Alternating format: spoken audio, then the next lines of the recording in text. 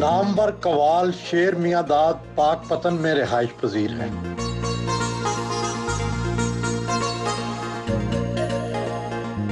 खुद इस्तकबाल करने बाहर आए।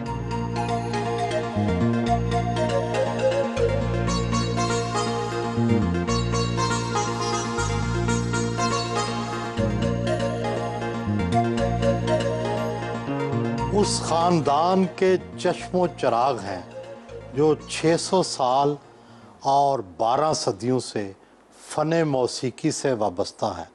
सुना है आप तो बचपन में बहुत शर्मीले थे, फिर पुरएतमाद कवाल कैसे बन गए? मैं वाकई इतना शायर था।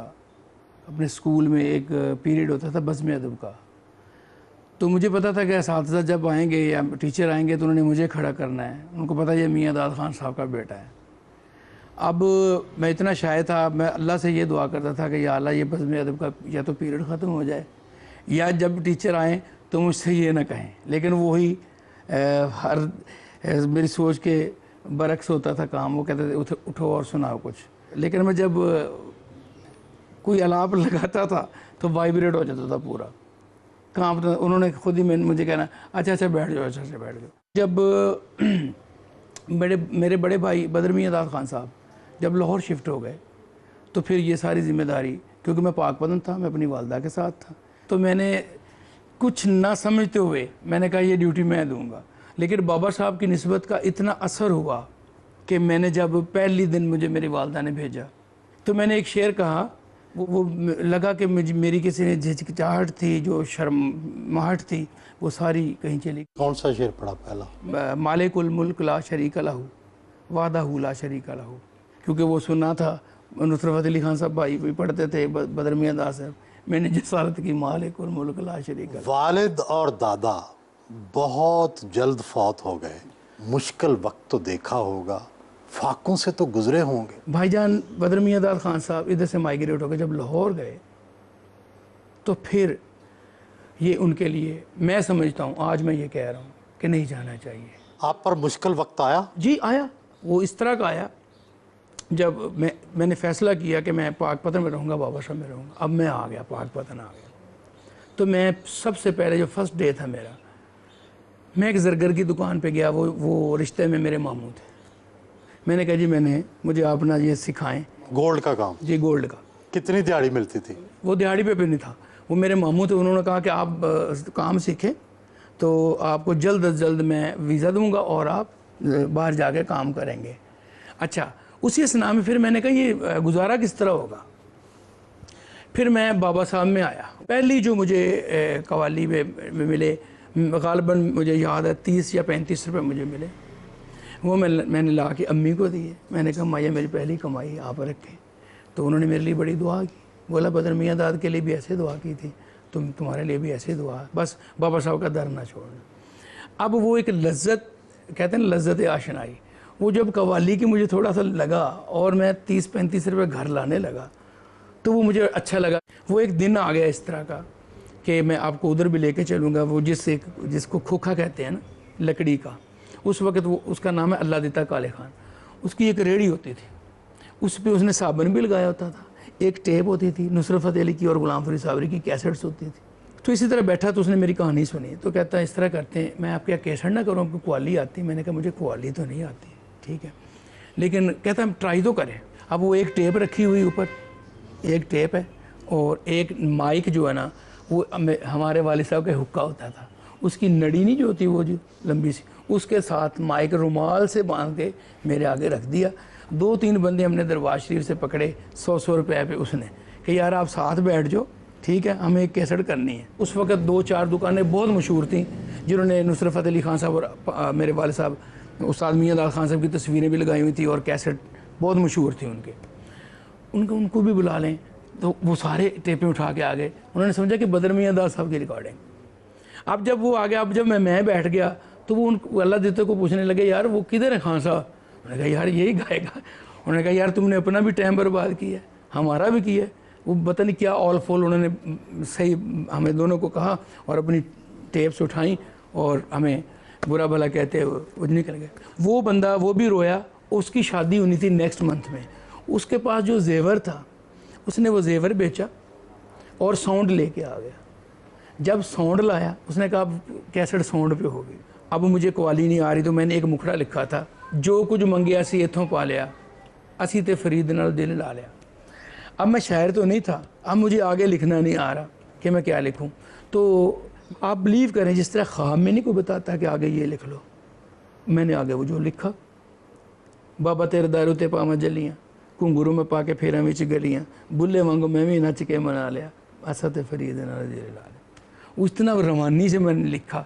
और पहला कैसेट इधर मैंने वो साउंड सिस्टम पे किया और फिर वो चला गया बदर मियां दाल खान साहब के पास। उस वक्त बस्तामी रोड में रहते थे। उन्होंने कहा खान साहब अगर आपकी इजाज़त हो तो ये मैं कैसेट निकाल दूँ। तो उन्होंने कहा मुझे कोई इतराज़ नहीं, निकाल दें। वो वहाँ से पाकपतन आया। उसने जनाब मेरे पास उस वक़्त एक कुर्ता होता था वाइट कलर का, जिसको मैंने कलर करवाया। एक ही कुर्ता था? एक कुर्ता था मेरे पास, पिंक कलर का, मुझे आज तक भी याद है। अब फिर 2-4 गुलाब के हार वो मैंने डाले और एक तस्वीर इस तरह करके ना मेरी पहली तस्वीर बनी। वही तस्वीर फिर मैंने उस कैसेट पे लगाई। तो वो कैसेट इतना हो गया कि पाकपतन शरीफ में ये नीचे ये वाली दुकान पे लग रहा है तो मैं खुश हो रहा था, ये मेरी कवाली। इवन देन इतना हुआ कि नुसरत फ़तेह अली ख़ान साहब 1996 में, मेरा ख्याल उनका वो लास्ट ईयर था या सेकंड लास्ट ईयर था, तो वो आए तो कह रहे यार ये किसकी कवाली है। वो इधर हमारे ग़ुलाम मोहम्मद माने का थे, वो वज़ीर भी थे उस वक्त, उनके घर कवाली पढ़ने चले गए। तो वो उन्होंने कहा जी वो एक कवाली इधर नई निकली है वो सुनाएं। तो नुसरत फ़तेह अली भाई कहने लगे कौन सी? उन्होंने कहा जी वो असा ते फरीद नाल दिल ला लिया। तो वो हंसने लगे, कहते यार ये किसकी कवाली, मुझे तो नहीं पता, हाँ अलबत्ता मैं जहाँ जहाँ से गुजर रहा हूँ ये मैं सुन रहा हूँ, ये किसने पढ़ी है। तो वो मेरा एक सबब बना, अल्लाह देता काले खान, वो मेरा मोहसिन, आज भी उसको मैं मिलता हूँ तो पहले उसके मैं पाँव को हाथ लगाता हूँ। तो कहता नहीं, मैंने कहा ना पता नहीं अल्लाह पाक ने आपको मेरे लिए बनाया था। इसके बाद जब मैंने वो किया 1998 या 1999 में, बाबा दे दरबार चिड़ियाँ बोल दियाँ, जब मैंने वो किया तो फिर पता चला कि एक शेर मियाँ दाद खान को कवाल जिसने जन्म ले लिया पाक। वो कौन सा राग या सुर है जो बुजुर्गों से आपको विरसे में मिला और आपने उसे आगे बढ़ाया? हमारे जो दादी अम्मा थे वो मैंने देखा कि बड़े भाई बदर मियां दाद साहब को राग भैरव में एक ख्याल था, उसका आलाप करवाते थे। वालदा और बेटियां भी मिलने आई।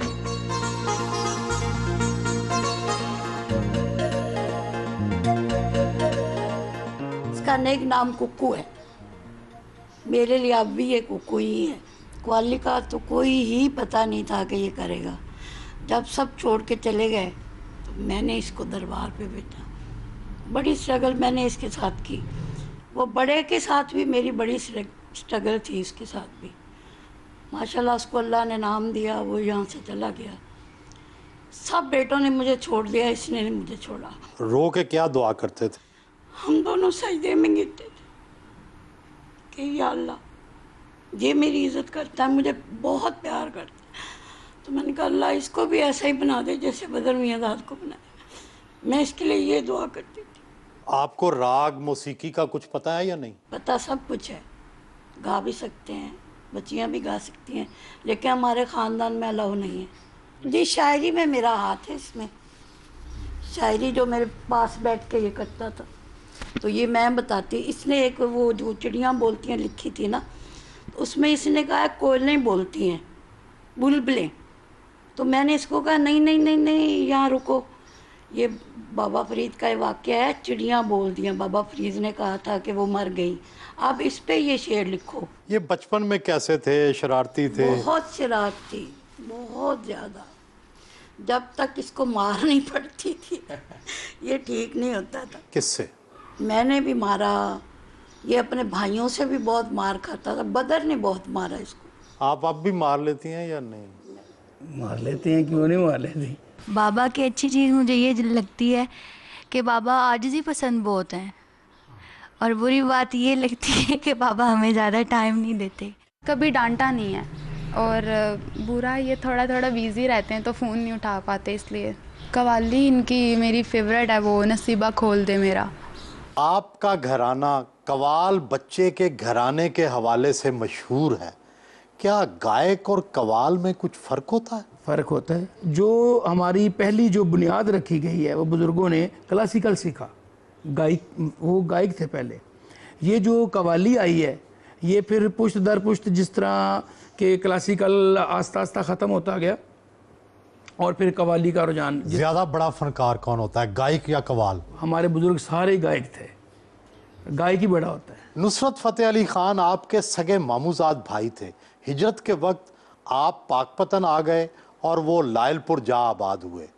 वो तो बहुत आगे निकल गए, आपका घराना पीछे क्यों रह गया? मेरे जो दादा अबू थे, दीन मोहम्मद ख़ान दीना जलंधरी उनका नाम था। उस वक़्त EMI के रिकॉर्ड जो होते थे ना, वो उनके सोने में बिके हैं। उस वक्त जो वायसराय हिंद था, उन्होंने उनको कहा कि दीन मोहम्मद आपको क्या चाहिए? तो उन्होंने कहा कि जिस तरह की आपका महल है, जिस तरह इस तरह का मैंने लेना है। तो जलंधर में अभी भी वो बस्ती शेख दरवेश बस्ती में वो उसी तरह महल है। मैं गया था पिछले दिनों, उस वक्त वो बहुत मशहूर थे। वो इसी तरह मशहूर थे जिस तरह इस दौर में नुसरत फ़तेह अली ख़ान साहब मशहूर थे। जब माइग्रेट होके वो फैसलाबाद इसलिए चले गए कि मेरे जो दादा फ़तेह अली थे, मुबारक अली ख़ान थे, उन्होंने कहा कि हम फैसलाबाद जाएंगे। मेरे दादा अबू ने कहा कि मैं तो उधर जाऊंगा, बाबा साहब की चौखट पे जाऊंगा, पाकपतन शरीफ। और इसको आप हमारे बैड लक लगा लें या क्या कि हमारे जितने भी बुज़ुर्ग हुए हैं उनकी उम्र बहुत यानी कम उम्र में वो चल बसे। दादाजी की उम्र भी ज़्यादा नहीं थी, 45-50, पापा की भी इतनी। जिस तरह देख लीजिए बदर मियां दास साहब, उनकी भी। तो हमें वो चीज़ें नहीं मिली। बुज़ुर्ग हमारे सर पे होते तो हमें और सीखने को भी मिलता। वो माशाल्लाह अल्हम्दुलिल्लाह, वो क्योंकि वो जिस तरह आए थे, कायम दायम थे, उन्होंने अपनी रियासत की, उन्होंने अपना नाम बनाया। क्या राहत फ़तेह अली ख़ान से रब्ता है या वो बहुत बड़े हो गए, कम मिलते हैं? जी, काफ़ी अरसे से नहीं है। पहले बहुत हम मिलते थे, एक दूसरे से बहुत मिलते थे। मैं समझता हूँ कि शायद बिज़ी लाइफ है इंसान की, वो भी बिज़ी है, मैं भी बिज़ी हूँ। क्या ये सच है कि पिछले 20 सालों से आम नहीं खाया, फलों के बादशाह का जायका तक नहीं चखा? ये बिल्कुल सही है। मेरी जब आवाज़ बैठ जाती है ना, मुझे लगता है मुझसे सारे रूठ गए हैं। मैं ज़िंदगी में इतना गमज़दा नहीं होता, जब मेरा आवाज़ बैठता तो वो गमज़दा होता।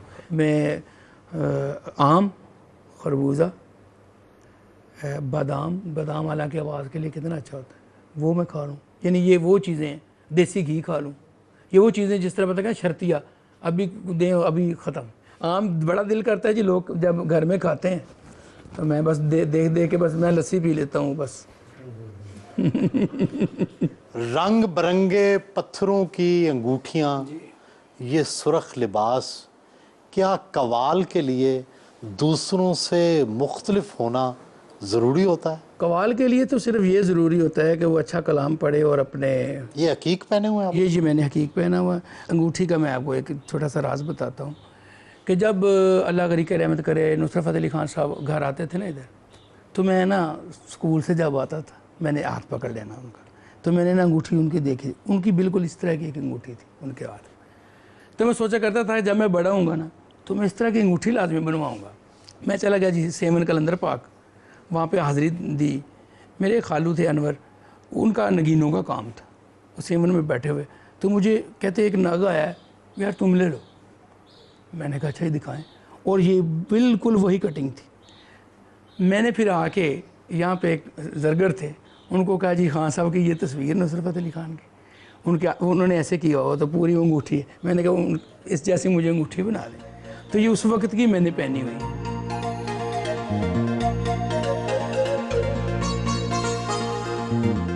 रोज़ाना रियाज करना उनका मामूल है।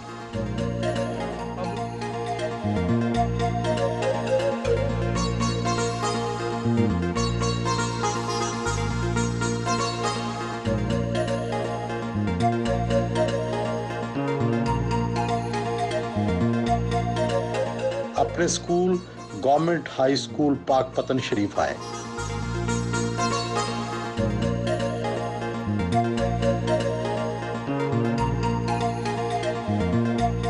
स्कूल के प्रिंसिपल ने इस्तकबाल किया। और ये 85 में मैंने यहाँ से मैट्रिक क्लियर किया। ये गवर्नमेंट हाई स्कूल था उस वक्त।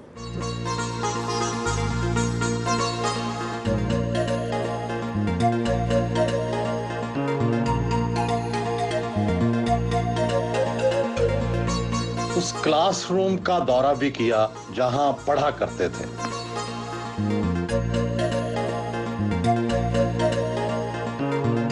असातिज़ा के साथ ग्रुप फोटो बनवाया।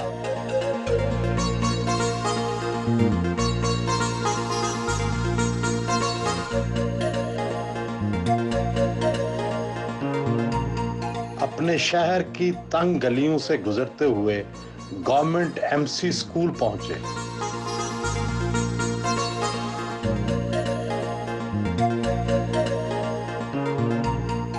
जी, ये प्राइमरी स्कूल था जब मैं इधर पहली क्लास में, जिसको हम पंजाबी में कहते कच्ची क्लास में था मैं, और मेरे वालिद साहब इसी स्कूल से पढ़े हुए थे, जलंधर से जब आए थे। बाकी ये जो कमरे हैं इनमें ख़ासियत ये है कि यहाँ पे जब कवाल आते थे, नुसरत फ़तेह अली खान साहब आते थे, गुलाम फरीद मकबूल साबरी साहब आते थे, तो यहाँ पे आके स्टे करते थे। इधर वो दिन रात लंगर भी चलता था और रात को जाके महफिल समा होती थी बाबा साहब के मेले पे। कितने कितने घंटे गाते थे उस वक़्त? क्योंकि कवाल बहुत कम थे, सुच्चल कवाल थे सारे, और एक एक घंटा 1.5 घंटा मिलता था गाने के लिए सबको। पैसे कितने कितने मिल जाते थे उर्स पर? कोई लिमिट नहीं थी, जिसका रंग बनता था उसको बेबहा पैसा होता था। उस दौर में बड़ा पैसा होता था। आपको आज तक सबसे ज्यादा किसी महफिल से कितने पैसे मिले? अब तो माशाल्लाह काफ़ी मिलते हैं। फिर भी करोड़? नहीं जी, करोड़ तो नहीं है। 50 लाख? 20-25।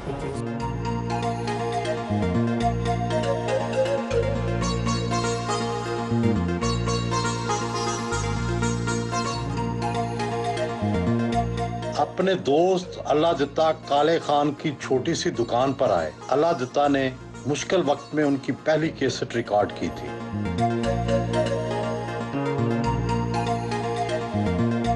बाजार से गुजरते हुए हजरत बाबा फरीद के आस्थाना पर आए। दरबार हजरत बाबा फरीद मसूद गंज शक्कर के नामजद सज्जादा नशीन दीवान अहमद मसूद चिश्ती से मुलाकात की। अफ्तार पार्टी का भी वहीं एहतमाम था।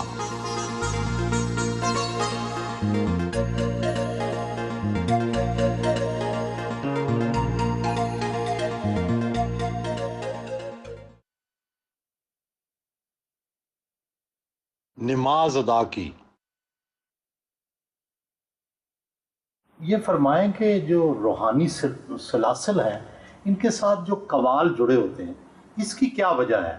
क्या रोज़ाना कवाली सुनी जाती है या उनको मखसूस घरानों को क्यों साथ रखा जाता है? इस सिलसिले में कवाली जो है महफिल समा अहम जुज़ है, तो इसलिए ये कवाल हजरात का बड़ा गहरा ताल्लुक़ है हमारे ख़ानदान से और हमारे इस घराने से, कि हमारे सदियों से जो निस्बतें चली जा रही हैं वो इसी तरह जारी हो सारी हैं। आज भी वही उन्हीं के वारिस जो हैं वो बाबा साहब में वो परफॉर्म करते हैं और वो हाज़िरी पेश करते हैं। और ये जो ख़ानदान है ये भी अरसा दराज से आपके साथ वाबस्ता है। आप इनकी कवाली सुन के क्या महसूस करते हैं? शेर मियाँ दाद साहब हमारे रस्मी कवाल भी हैं और बाबा साहब के मंजूर नज़र भी हैं। तो इनके दादाजी अहमदीन खान साहब, जो मेरे दादाजी के साथ बड़ी वो प्यार और मोहब्बत उनकी थी। इनका क्या ख़ास रंग है जो चिश्तियों को पसंद है? बस एक कवाली में तो आपको पता है कि खुद सूफियाना कलाम जो पढ़ते हैं तो उसकी एक ख़ास कैफियत है जो वो सरासर से चली जा रही है, तो उसी कैफियत से ये भी पढ़ते हैं। ये कवाल तो एक बहुत अच्छे हैं ही, बतौर एक इंसान भी ये हमने इनको बहुत अच्छा पाया।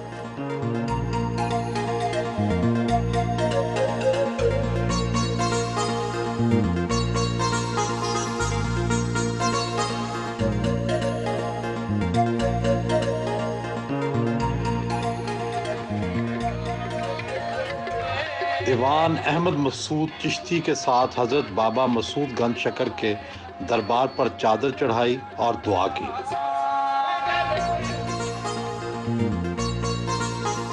अगले दिन गवर्नर हाउस लाहौर आए।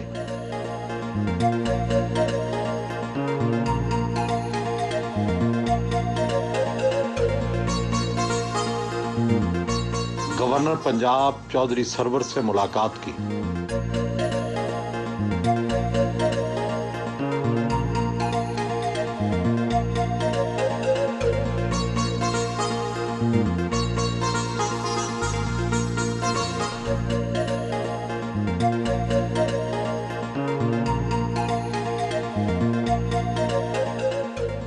रात को लाहौर में दोस्त अदाकारों और फिल्म इंडस्ट्री की मुख्तलिफ शख्सियात को मदऊ कर रखा था।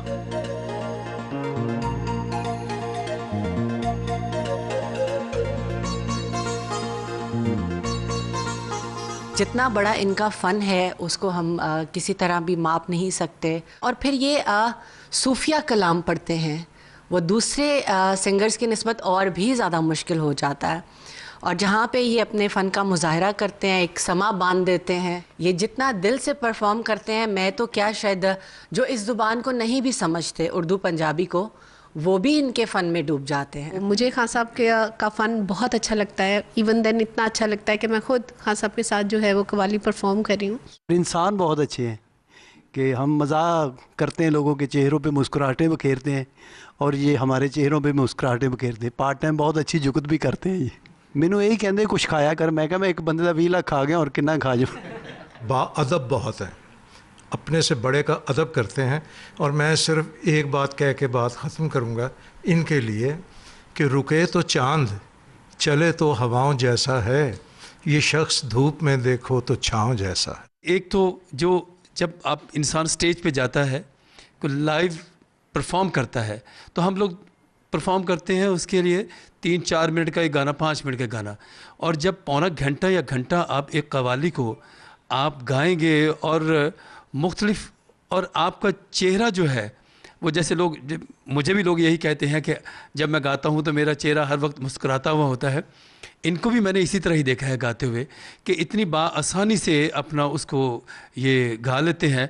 मैं कहूँगा कि वो एफर्टलेस जो एक लफ्ज़ यूज़ करते हैं वो इस तरह ये गाते हैं। शेर में यादात, अगर इनकी शख्सियत के बारे में कहूँ एक लफ्ज़ तो वो है आला, और अगर इनकी गायकी के बारे में मैं फ़ील करता हूँ तो वो है कि बहुत आला। तो बदर मियां दाद मेरे बड़े भाइयों की तरह थे और ये मेरे छोटे भाइयों की तरह हैं। खान साहब के लिए सिर्फ इतना कहूँगा कि मेरा 20 साल का सफ़र है। 20 साल बड़ा अरसा होता है जी। और इनका जो ख़ानदान है, इनके ख़ानदान पे औलिया कराम का करम है। और अक्सर सुना है हमने, क्या कहते हैं कि जो मेरे साथ ठीक है वो ठीक है। तो इनके लिए ये कहूँगा ये सब के साथ ठीक है तो मेरे साथ तो फिर ये बहुत ठीक होंगे। ये इंसान इतने खूबसूरत है, इनकी आदत इतनी अच्छी हैं।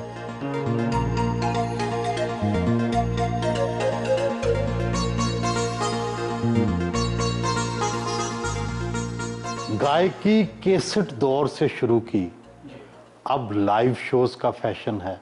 कमाई उसमें ज़्यादा थी या इसमें है? लाइव शो में आमदन ज़्यादा है, कैसेट में तो एक फिक्स होता था। ज़्यादा से ज़्यादा कैसेट वालों ने कितने पैसे दिए? कैसेट वालों ने तो अपनी मर्जियाँ की हैं उस वक्त, लेकिन मैंने शुरू किया था तो पैसे दे के शुरू किया था। अपना पोस्टर जो मैंने पहला बनाया, उसके बाद जब वो मेरे कैसेट रिलीज़ होते गए, बाबा दे दरबार चिड़ियाँ बोल दिया सुपर हिट हुई, फिर मुझे ईगल ने सबसे पहले मुझे मुतारफ़ करवाया और मुझे बुलाया। तो जब उन्होंने कहा कि आपको 15,000 रुपये फ़ी कैसे, मैंने कहा शुक्र अल्हम्दुलिल्लाह। ना काम की पाकिस्तानी फिल्में हैं, ना भारत जाने का चांस। मौका मिलता तो शायद राहत फ़तेह अली और आतिफ असलम की तरह आप भी मशहूर हो जाते। एक शौक़ था कि बाहर जाके काम करें, अपने वतन के लिए करें। मैंने बॉलीवुड की एक फ़िल्म है डेविल इन द पैलेस, उसके जाके मैंने म्यूज़िक बनाया। मेरे साथ AR रहमान साहब के असिस्टेंट जो थे ना, दिलशाद साहब, उन्होंने, और विक्रम सिंह सिंधु जो उसके फ़िल्म साज थे, उन्होंने मुझसे शारजा में मैंने रिकॉर्डिंग भी की। लेकिन अब बिलीव करें, जब से उन्होंने हमारे पाकिस्तान को इस तरह समझा हुआ है तो फिर मैंने गवारा ही नहीं किया, ना मेरी गैरत ने, क्योंकि जो मेरे पाकिस्तान का नहीं, हम उसके नहीं हैं। देवमालाई दास्तानों में सुना है कि गायक का सुर ठीक लग जाए तो गिलास टूट जाते हैं, बारिश बरसने लगती है। आपके साथ कभी ऐसा हुआ? मेरे साथ ऐसा तो कभी भी नहीं हुआ। हमने भी बुज़ुर्गों से सुने ये किस्से, कहानियाँ, ये जो बातें हैं, अज़मूदा कभी भी नहीं हुई। मरहूम बड़े भाई बदर मियां दाद के साथ मिलकर कवाली करते थे, क्या इख्तलाफ हुआ कि उनसे अलहदा हो गए थे? तलाफ़ लगा लें या एक चीज़, क्योंकि पाक पतन शरीफ में हम सारे इकट्ठे भाई रहते थे, तो इस्टेब्लिश जब हुए बदर मियां दाद खान साहब में, तो वो लाहौर आके शिफ्ट हो गए। इधर कुछ ऐसे लोग थे, क्योंकि मेरे भाई जैसा कोई भाई नहीं था, same like he was my father. लेकिन लोग जब आर्टिस्ट बढ़ता है जब, तो आप देखेंगे कि उनके करीब ऐसे लोग मशावरत एडवाइज़र होते हैं, फ्री एडवाइज़र, जो कहते हैं हम आपके बड़े सज्जन हैं, ये ना करना, बाल इस तरह कर लो, ये आपका कलर अच्छा नहीं लग रहा, ये हो रहा है। उस वक्त वो चीज़ें बहुत अच्छी लग रही होती हैं। खूनी रिश्ते बंदा बहुत पीछे छोड़ जाता है। तो वहाँ पे ये था, एक माहौल क्रिएट था, लेकिन वजह ये थी, वो कह रहे थे कि आप लाहौर आ जाएं। वो अपनी एक थ्योरी से सही कह रहे थे कि हम स्टेब्लिश हो गए हैं, आप चले, लेकिन मैंने कहा जी मैं लाहौर नहीं रहूँगा, मैं हूँगा पाकपतन शरीफ, बाबा फरीदुद्दीन सरकार जिन्होंने आप पे रंग चढ़ाया है, मैं भी उस रंग में रंगना चाहता हूँ। तो बस उन्होंने कहा ठीक है बेटा, अगर प्यार मोहब्बत, उन्होंने कहा अगर तुम जाना चाहते हो तो you are free, you can go. मैं फिर वहाँ से आ गया जी पाकपतन शरीफ। वो कौन लोग हैं जो आप पर इल्ज़ाम लगाते रहे कि आपने घरेलू मुलाजमा पर तशद्दुद किया और एक बेवा के घर पर नाजायज़ कब्ज़ा कर लिया? ये कुछ अनासर हैं सब्ज़ाज़ार में ही। तो बिल्कुल मैंने प्रेस कॉन्फ्रेंस भी की थी, उसमें मैंने हलफ फलफ भी दिया था। मेरे लिए तो सारी बच्चे हैं मेरे, तो अल्हम्दुलिल्लाह उसमें मैं बेगुनाह भी हो गया, बरी भी हो गया। लेकिन उन लोगों के लिए कि फ़नकार के साथ इस तरह की नहीं करते, क्योंकि फ़नकार के साथ 12-15 घर होते हैं।